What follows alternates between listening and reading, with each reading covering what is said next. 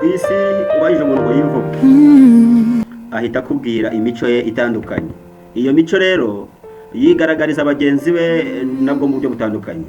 Cyangwa se reka mbaho urugero rwumvikana neza, ubajije abantu 100 bazi umuntu runaka, biragoye ko uwo muntu bamuhuriza bamuvugaho ibintu bimeze kimwe.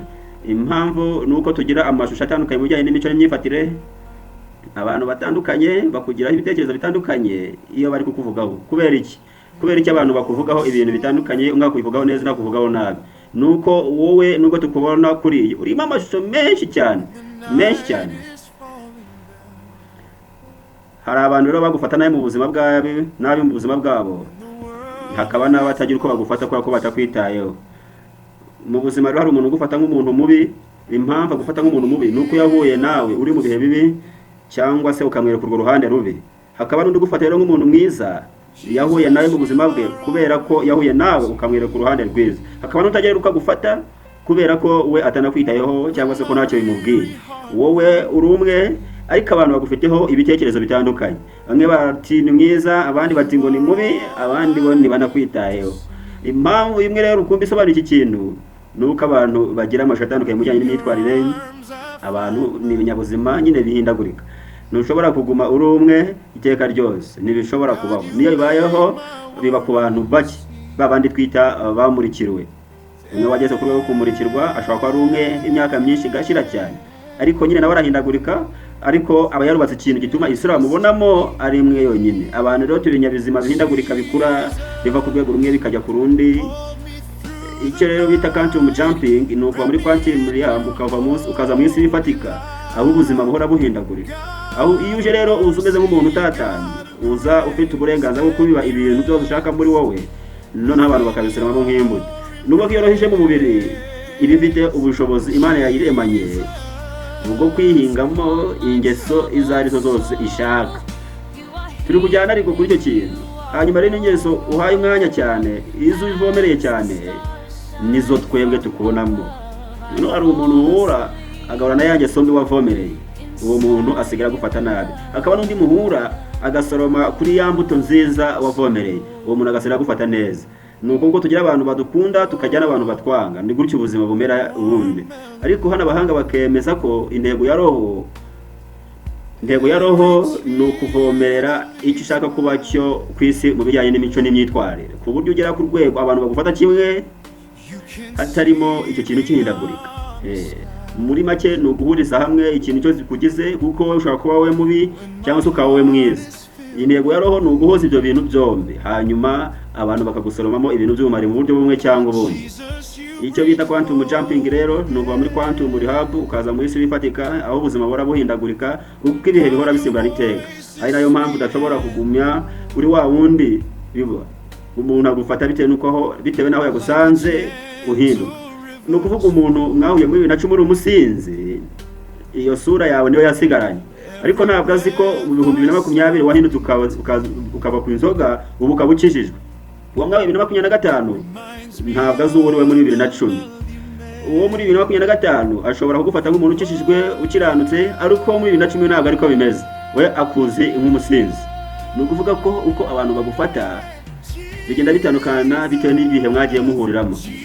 Ni nayo mpamvu icyigisho nk'iki ngiki, isomo kiba kikwiye kugusigira, ntabwo ukwiriye kwita ku buryo abantu bagufata, kuko ubafata gutyo ntabwo ari we wanyawe.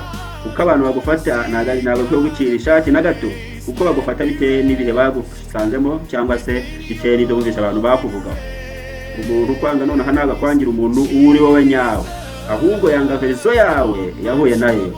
Ntabwo kanga wese, mu by'ukuri yanga ibintu yagusanganye. Wenda mwawe utari muri mood nziza bituma atakwiyumvamo, uwamukwereka uri muri mood nziza yakumirwa.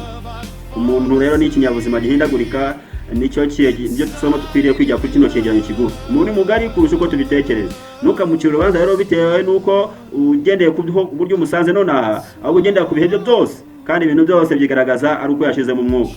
Iyo yashizemo umwuka nibwo umenya uwo yaromeze.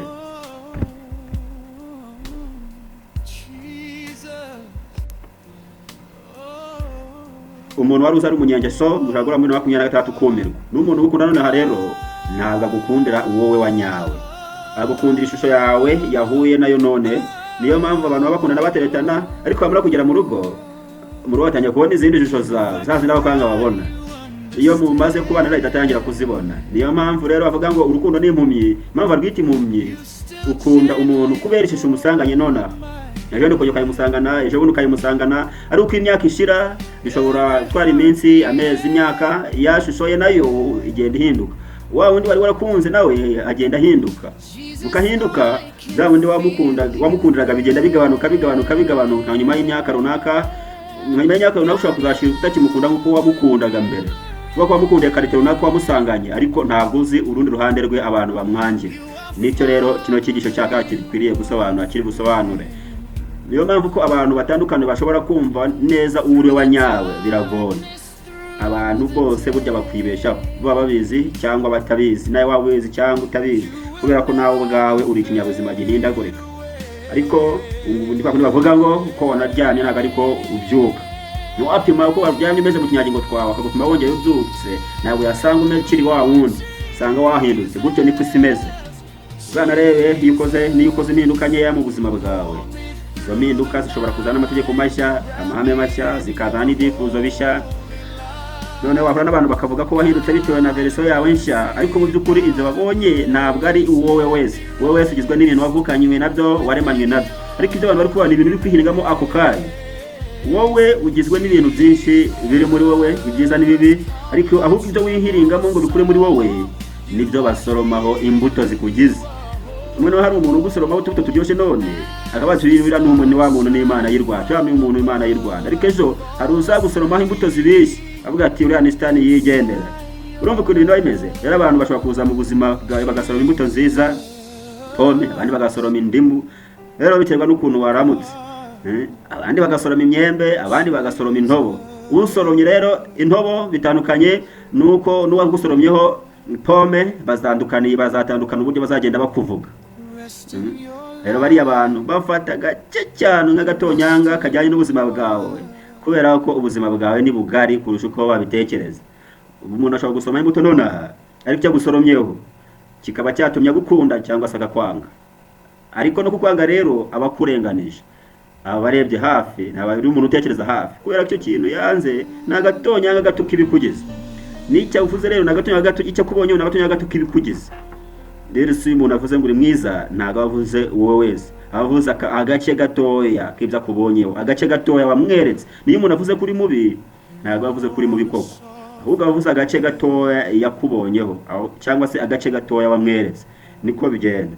Rero ikindi kintu gitangaza cyane rero kuri bino bintu ni uko umuntu yavuze ko uri mubi, ntago biba bivuze ko uhita uhinduka mubi. Bivuze ko ari wowe uburenganzira bwo kuba umuntu mubi nk'uko wowe ari kwaturiyeho. Wowe rero ushobora kuba icyo buri muntu wese wo kwisi yaba cyo, biterwa n'icyo wihiringamo. Wowe wihingamo, ibyo wihingamo nibyo bigena wowe uriwe. Rero abantu bagukunda cyangwa se bakwanga bashobora kukwangira uko bakubona mu maso yabo, bashobora kukwangira uko utuma biyumva, cyangwa se bakwangira imico yawe. Ariko ibyo bakwangira cyangwa se bagukundira ntabwo ari wowe wese, ni igice gito, ni agace gato k'ibyo wagerageze kwihingamo cyangwa se k'ibyo wagerageze guha attention. Rero kuri iyi si ntabwo ukwiriye kwabazwa cyangwa gushimishwa n'abantu bagutekerezaho cyangwa se bakuvugaho. Uriya bavuga nabo ntabwo bamuzi, ntabwo ari wowe wese, nta gace kawe gato bahuye nako mu gihe runaka. Ni cyo ngicyo rero ibintu byose bisobanura. Kandi ikintu kibishimangira, ntabwo uzahora wa wundi bagukundira ubuziraherezo, kandi ntabwo uzahora wa wundi bakwangira ubuziraherezo. Mu gihe runaka uzahinduka, nubwo bishobora gutwara igihe gito kuri bamwe, abandi bigatwara igihe kinini, abandi bigatwara igihe gito, kuko ku buzima bwa muntu umuntu ni ikinyabuzima gihindagurika. Rero ntawe ukwiriye kwizera na gato ibyo abantu bagutekerezaho. Rero umuntu nakuvuga kuri mubi ntabwo bizahita bikugira mubi, kugeza igihe uzamira kuri mubi niho uzahinduka mubi. Umuntu ashobora kuvuga kuri mubi wowe ukabyirengagiza, ntubihe attention, ntubishyireho umutima ukikomereza. Iyo utabishyizeho umutima ukikomereza, bya bindi avuze bifata ubusa. Ariko iyo ubishyizeho umutima uhinduka mubi koko. Ukibyizera ni nk'ifumbire uvomereye kuri bya bindi akwaturiyeho. Ugiye gutangira ku buryo buri muntu wese uzajya kubona azajya yita kubonamo bwa bubi. Ariko nubifatamo nubishyiramo ikinyuranyo, ibyo abantu rero bagutekereza ntabwo ari ukuri kugeza wowe ubwawe ubigize ukuri. Ni wowe rero ufite urufunguzo rwo kubigira ukuri cyangwa se ntubigire ukuri. Umuntu akuvugaho bibi ntabwo uhita uhinduka bityo. ahubwo iyo bihaye imbaraga binyuze mu kubyizera nibwo uhinduka mubi. Nibyo bita rero attention. Hanyuma rero attention yawe cyangwa se ibyumvo byawe nibyo bihita biha ifumbire icyo abantu bagutekerezaho. Iyo icyo ushizeho umutima uba uri kucyishyura igiciro. Niyo mpamvu n'ubwo icyongereza bavuga neza ngo bavuze ngo attention, avuga ngo ni pay attention. Ni ikintu uba uri kwishyura, pay, ishyura. Attention yawe aho iri niho imbaraga zawe ziri. Noneho izo mbaraga zigakuza cya kindi bakuvugaho, kuko izo mbaraga zo ntabwo zishyira mu gaciro ngo zikubwire ko bakubeshyera cyangwa batakubeshyera. Zo zihita zishumangira cya kindi bakuvugaho. Rero niwe muntu wa nyuma ugomba gutanga uburenganzira mu kugena uwo uri we. Niba umuntu akwise ko uri umuhombyi nawe utajya kwiza kuri we, attention yawe rero uyitanze nk'ikiguzi, attention yawe izarangira uri umuhombyi, ukora byose uhombe. Ariko niba kubwira ko uri umuhombyi ugatangira kwibona mu yindi si itandukanye n'iyo, uba uvuguruje ibintu byose bari kukuvugaho.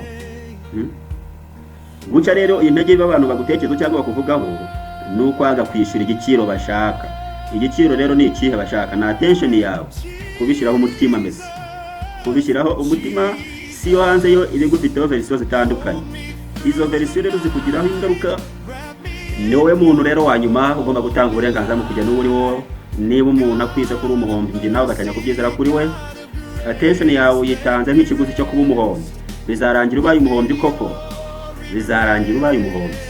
Ariko niba kubwira ko uri umuhombyi ugatangira kwibona muri iri sura itandukanye n'ibyo, uba uvuguruje ibyo bintu byose bari kukuvugaho.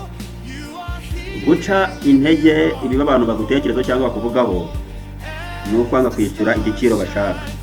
Igiciro ni iki rero? Na attention yawe, kubishyiraho umutima mbese, kubishyiraho umutima. Isi yo hanze iri gufiteho verisiyo zitandukanye. Izo verisiyo rero zikugiraho ingaruka iyo wishyuye igiciro cyazo. Igiciro cyazo na attention ziha, umwanya uziha. Niyo mpamvu atari byiza kugira icyo ukora ugamije kwemeza abantu. Niyo mpamvu bavuga ko umukino wo kunezeza abantu udashobora kuwutsinda. Abantu ntibashobora kugufata kimwe, ntibibaho. Ibyo wiyemeza byo kubemeza ushobora kwibwira ko wabemeje, ariko 80% aho bakunyujemo ijisho ahubwo. Impamvu bavuga ko abantu bagira amasura atandukanye nuko Imana ituzana hano ku isi, ikuzana wuzuye, urimo ibice byawe byose byombi, urimo impande zose enye zikugize.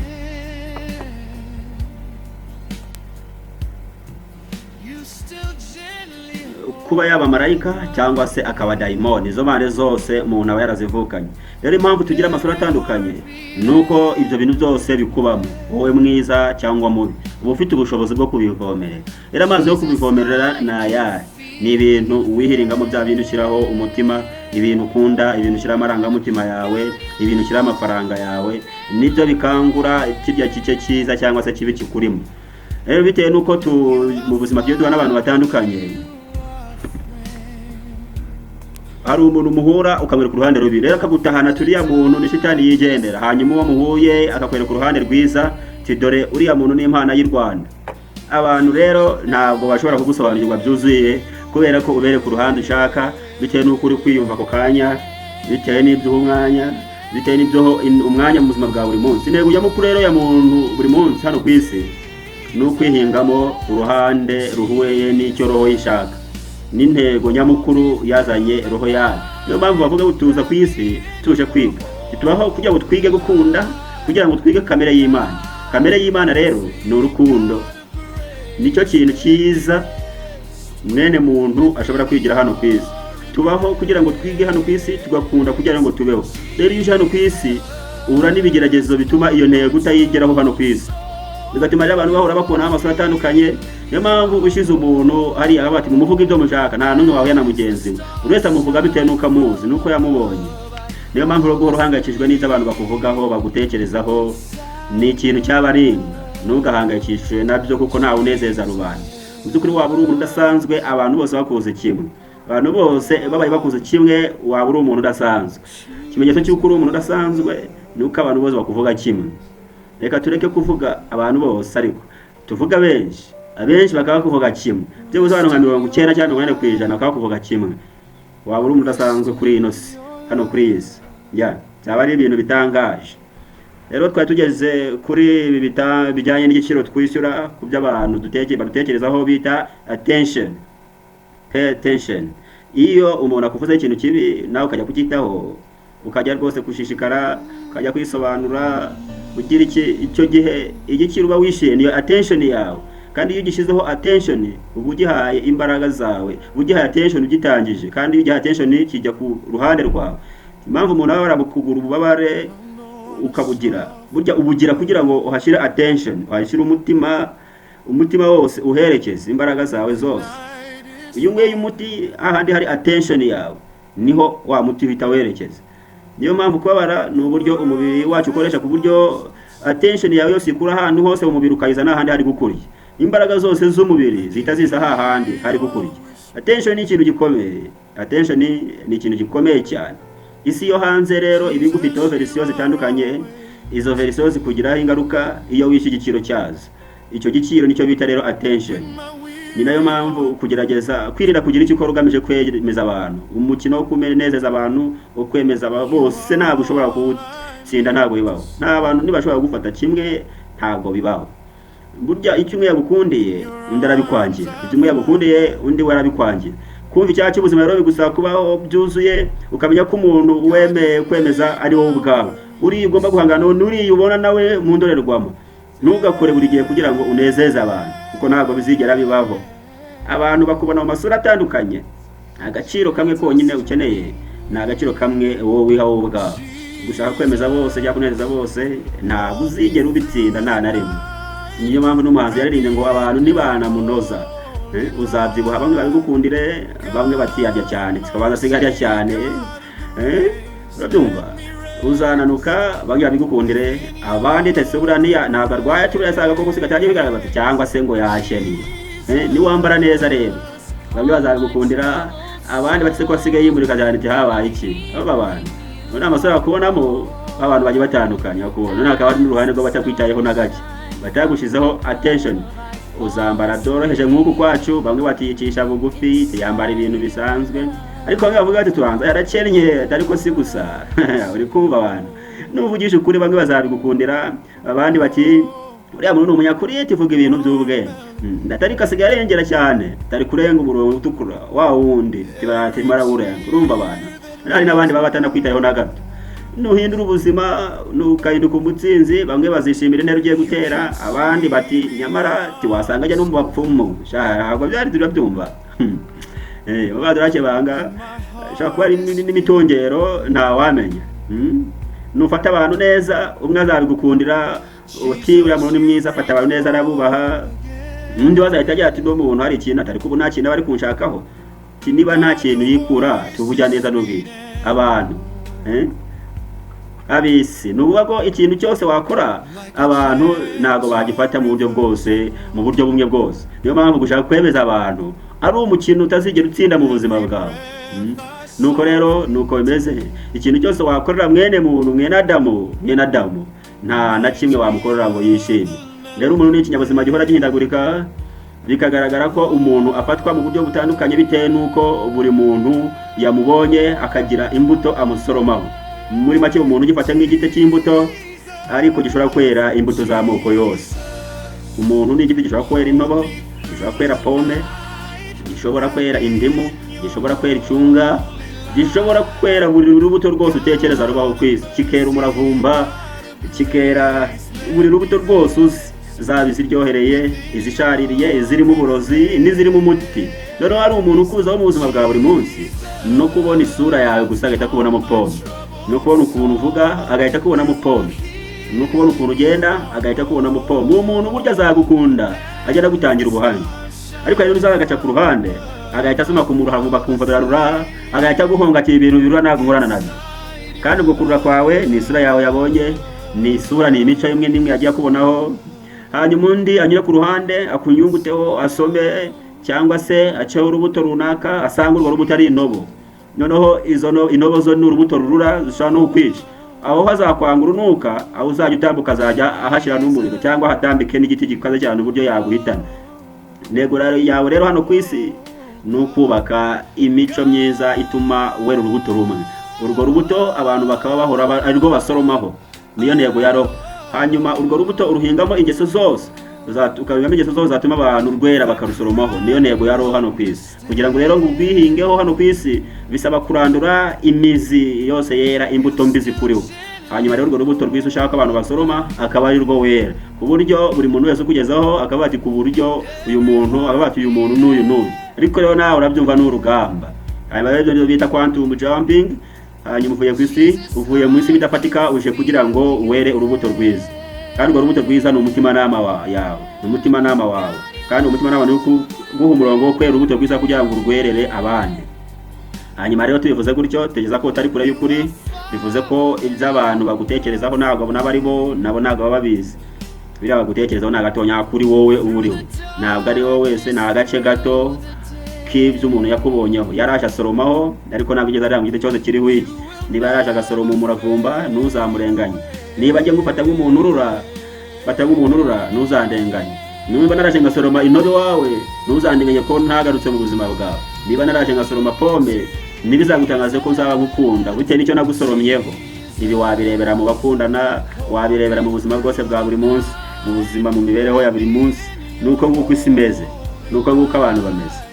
Umuntu rero uvuze ko ari ikinyabuzima gihindagurika ntiwaba uri kure cyane y'ukuri, kandi unavuze ko umuntu adashobora kuneza bose icyarimwe, kubera ko umuntu ari nk'igiti gishobora kwera imbuto z'amoko yose, ahubwo icyo wasoromyeho nicyo gihita kibigaragariza uriwe.